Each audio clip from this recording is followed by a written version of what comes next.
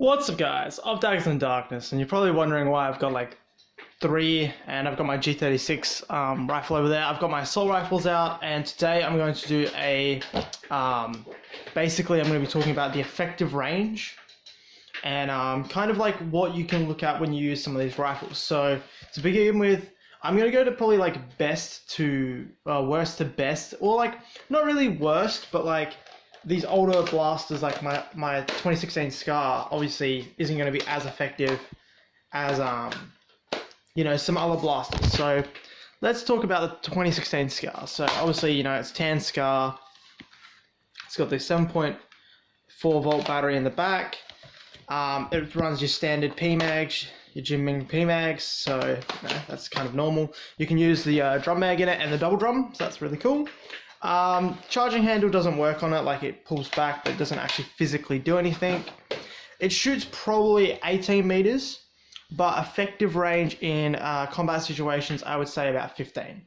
And the reason why they differentiate is if you're shooting targets, generally, like there's no interruption.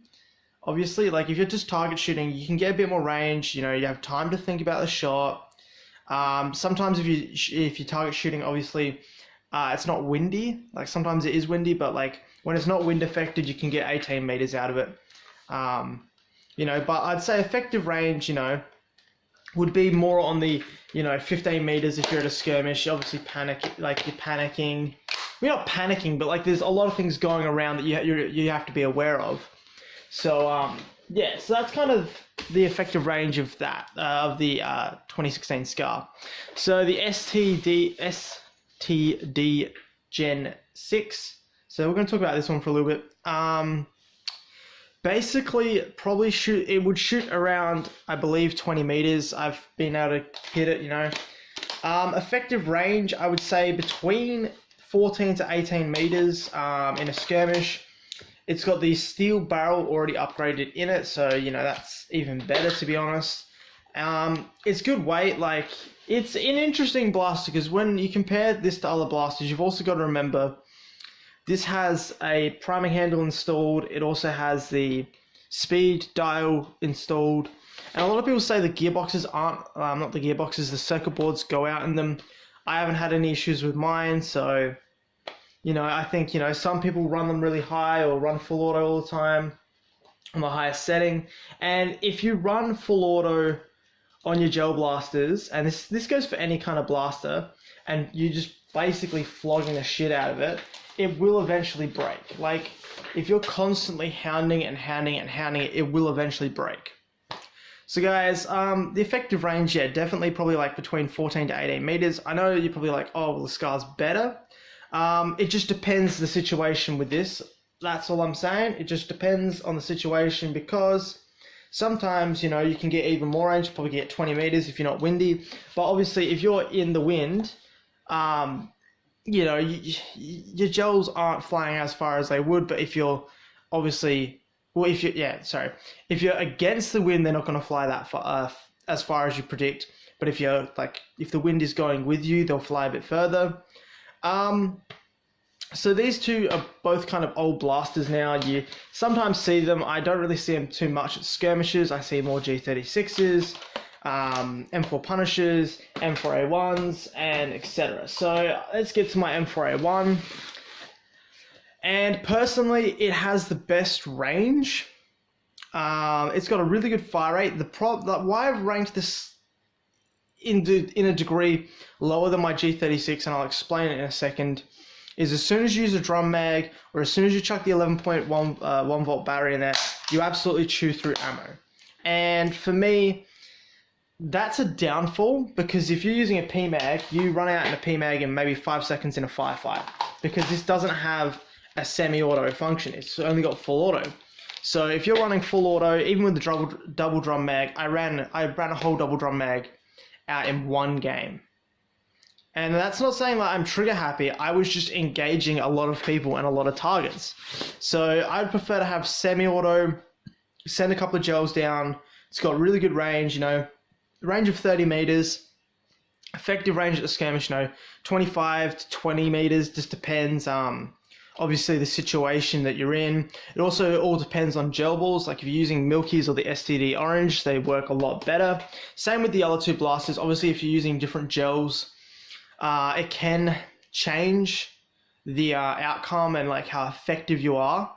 So that's something to keep an eye out, guys. I would recommend just using the Milky's or the STD Orange. These are my STD Oranges. It's kind of a mixed bottle with some blues and a Milky or two. But guys, make sure you're running. If you're gonna run a really good blaster, like if you're running your M4, your G36, use good quality ammo, because then you're getting the best out of it. Where if I use my STD or my Jimming Scar, I sometimes just will use like cheap clears or just random other gel balls I have sitting around. Like I've got a mixed pack of clears and random blues that came with other blasters in like the little satchels, and I've just ended up cutting them all and just putting them in a big bag. But yeah, so like obviously you need to like run specific ammo with specific blasters. Like if these blasters use better on a specific ammo, obviously run that specific ammo because you're going to get better out of it. And then so basically coming up in last for my assault rifles I currently own would be my G36. So people probably going, wondering why the G36. Obviously there's no drum mag for it. It's got a mechanical magazine instead of like the motor mags like the other ones have. So the fire rate is a little bit slower, but personally it has that semi-auto function, and I like to be able to like pick off my shots. And also with my integrated carry handle, it has a nice scope already inbuilt. It's just, I prefer the G36 over my M4A1. I feel like I don't go through nearly as much ammo with it, which is something that I love, because when you start going through like shit tons of ammo, you kind of like, it's not questioning if you overshoot, because like sometimes you don't get hits, but I feel like you're more likely to kind of just waste gels if you're not paying attention, or if you're rushing and you spray really hard. Like you're more conscious about how much you shoot if you're using the standard mags, because you really pick and choose the times you shoot. And I prefer that over over basically just spraying and praying. If you have a drum mag, a lot of people just spray and pray, especially with the standard drum mag or the double drum mag. You can actually spray and pray a lot easier than if you had if you're running like 3 PMags with your Jimming or your STD. Like you can run PMags, but a lot of people just don't anymore. They just run a drum mag. And I've got like 5 mags for this, so it's not like I have to reload my magazines. It's not too difficult. I like the way it feels. It's so like solid and well built. My carry handle's installed quite nicely. I just got a glue around here, a couple of dobs of glue in here just to seal it up, just so it's completely watertight. I won't be doing any kind of upgrades on it, because I don't believe in upgrading or modifying the internals, because they don't need it, especially these two. I mean, if I ever modified my Jimming Scar, I don't know what I would really modify in it. It works pretty well. I don't see the point in fucking with it, to be honest. Maybe I would put a steel barrel in. That's about it. That same with my G36. I'd chuck a steel barrel in it. Get slightly more accuracy, but yeah, that's really it, guys. So the effective range of this, I should say, before I actually end my video, completely forgot about it. I was talking about some other benefits it has.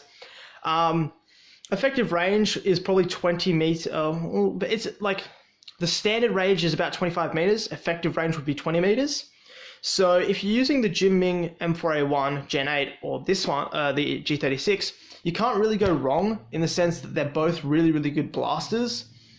And it's perfect like that. Like people are like, oh, what should I use? And it's like, well, both of these are really, really good. There's not issues with them. If you pick up, an M4A1 or a G36, you're not going to go wrong. They both work incredibly well. They've got both pretty good fire rates. They're just solid blasters, and you don't really need to worry about it. So guys, hopefully that helps you guys figure out like if you want to buy an older blaster for a bit cheaper, if you want to go for a new blaster. Just to recap,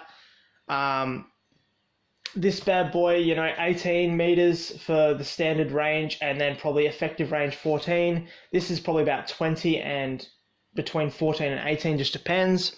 My M4A1 is, the standard range is about 30, effective range is like 20 to 25, and this would be 25 at the standard range and effective range, 20 meters, 20 to 17 meters, or 17 to 20 meters. It just depends on the circumstances, the gels you're using, and that's why like some of them I've said between, because it obviously depends on the gels and the situation. If you're no wind, really good gels, full charge battery, you're going to be hitting really, really good. So guys, hopefully this clears up, and I will be doing a pistol one just so you guys can get an idea of like what's effective, the effective range. Because obviously when I do my range test videos, you're seeing, me in a calm situation, not being shot at in my range test area that is 15 meters. And then obviously from a bit further back, it's further. But that's the 15 meter mark, I standardly do. So guys, obviously, don't forget to leave a like and subscribe, turn your notification button on, leave a comment if you've got any questions. If I've stuffed up the numbers, like if obviously like there's an inconsistency, I don't have a script here. I'm just like talking about like how I've seen it. So obviously like if you're like, oh, I said the scar was a bit different at the start, just listen to like, obviously like the opinion. It's my opinion. Some people might have a different opinion. I've tried to give you the best accurate advice I can honestly give you, because that's how I've seen them. If other people are getting different numbers, that's up to them. If you're having different numbers, that's up to you. And it's all a learning curve. Like obviously when you're using blasters, like every blaster is different in its own right, and people don't understand that. They think if someone's hitting 34 meters, they're going to hit 34 meters, and it can be a multitude of differences. There's always constants and variables with gel blasters, and people just don't understand that. So hopefully I've helped you guys out in a bit, that you understand, if you want a timestamp and go back from when I've said each individual one and then compare it to when I've said all of them at the end.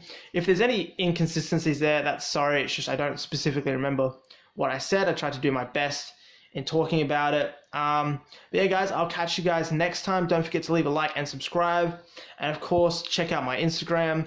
I'm going to be uploading more photos of my gel blasters, obviously, because it's a big passion of mine.